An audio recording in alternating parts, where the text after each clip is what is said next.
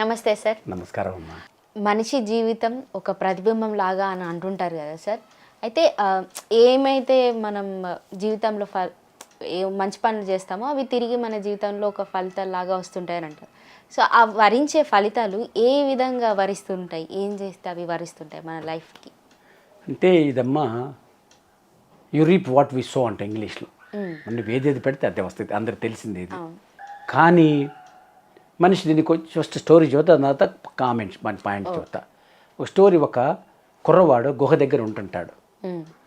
వాడు గుహలో చూసి చల్లటి గాలి వస్తుంటే అక్కడి నుంచి తరంగాలకు వస్తుంటే మంచిగా అని అప్పుడప్పుడే పిల్లవాడు ఉన్నాడు. అప్పుడు ప్రతిధ్వనులు వస్తుంటాయి.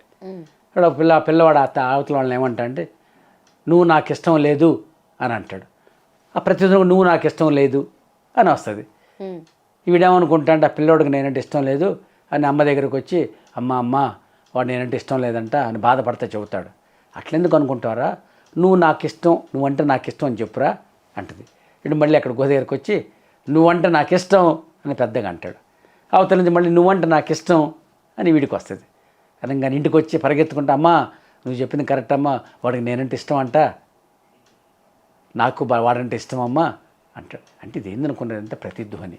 అంటే మన జీవితం కూడా ఇప్పుడు నువ్వు నీ క్యాలిబర్ పెంచుకోవాలి, సమర్థత పెంచుకోవాలి, నీ టీం యొక్క సమర్థత పెంచాలంటే ఫస్ట్ నా సమర్థత పెంచుకోవాలి. అట్లానే అందరు ప్రేమగా ఉండాలి, నువ్వు ఫస్ట్ ప్రేమగా ఉండాలి. ఎందువల్ల మనం చేసే పనుల వల్లనే మనకి రిప్లై వస్తుంది ప్రపంచం. వరల్డ్ ఈజ్ ఎ మిర్రర్ అమ్మా. నువ్వు ప్రేమ చూస్తే ప్రేమ వస్తుంది, కోపం చూపిస్తే కోపం వస్తుంది. కాబట్టి ఈ జీవితం యొక్క పరమార్థం ఏంటంటే మనం ఎక్కడికున్నా మనం నలుగురు మంచి చేస్తే మనకి మంచి జరుగుద్ది. అట్లానే ఎక్కడైనా ఒకటి జీవితం అంటే ఏదో బ్రహ్మ పదార్థం కాదు, మనం చేసిన చర్యల రిజల్ట్స్ అయ్యి. అందుకనే మేమేం చెబుతుంటామంటే ఏదైనా జీవితం చాలా సింపుల్. ఎక్కడికి వెళ్ళినా మీరు మంచి చేయండి, మంచిగా ఉండండి, చేసే పనులు నిబద్ధత పెట్టుకోండి, నలుగురు మంచి ఆలోచించండి, మంచి మాటలు, మంచి చేష్టలు, మంచి ఆలోచనలు ఉంటే మనకంత మంచి వస్తుంటుంది. కాబట్టి ఈ జీవితం ఏదో కాదు, మన చర్యల రిపర్కషన్స్ అంట. మన చర్యల యొక్క ప్రతిఫలమే దానికి మన జీవితం, ప్రతిబింబం అంటాం దాన్ని. అందుకనే దీనికి ఇంకో ఎగ్జాంపుల్ చెబుతామంటే we are product of our choices అంటాం. మన జీవితం మన చాయిస్ బట్టి మన జీవితం ఉంటుంది అంటాం. If you plant gossip you reap enemies అంటాం. If you plant trust you reap miracles అంటాం. If you plant openness you reap intimacy. If you plant ego, అహంకారం పెంచుకుంటే యూ రీప్ డిస్ట్రక్షన్ అంటాం. If you plant perseverance you reap victory అంటాం. If you plant laziness you reap stagnation అంటాం. అంటే ఏంటంటే మన జీవితం మన చర్యల ప్రతిబింబమే మన జీవితం. కాబట్టి ఏదో బ్రహ్మ పదార్థం పెద్ద కాంప్లెక్స్ ఏం కాదు. జీవితం చాలా సింపుల్.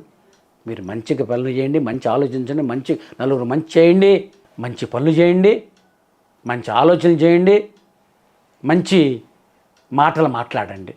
సో మనం మంచి చేస్తూ ఉంటే మనకు మంచి వస్తుంది, చెడు చేస్తుంటే చెడు వస్తుంది. కాబట్టి అందరూ తెలిసిందే, కానీ జీవితంలో పాటించండి ఎప్పుడు. అందుకని మీరు 3 రూల్స్ చదువుతాం జీవితానికి ఆనందంగా ఉండాలంటే.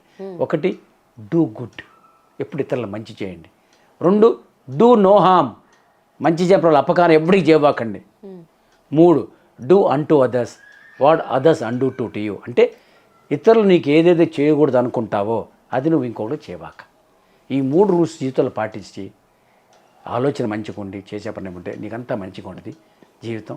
మీరు మంచిగా ఉండాలని, జీవితంలో నలుగురు మార్గదర్శకంగా ఉండాలని, అందరిని మిమ్మల్ని గౌరవించుకుంటా మీరు చేసే పనిలో నిబద్ధత పెంచుకోవడం వల్ల మీరు రోల్ మోడల్గా ఉండాలని కోరుకుంటూ సెలవు తీసుకున్నాను. Thank you so much sir. చాలా చక్కటి పదాలు మాకు అందరికీ ఒక మోటివేషన్ లాగా చెప్పారు. Thank you so much. And definitely ఇది అందరికీ ఉపయోగపడుతుంది అని అనుకుంటున్నాను. Thank you so much. Thank you.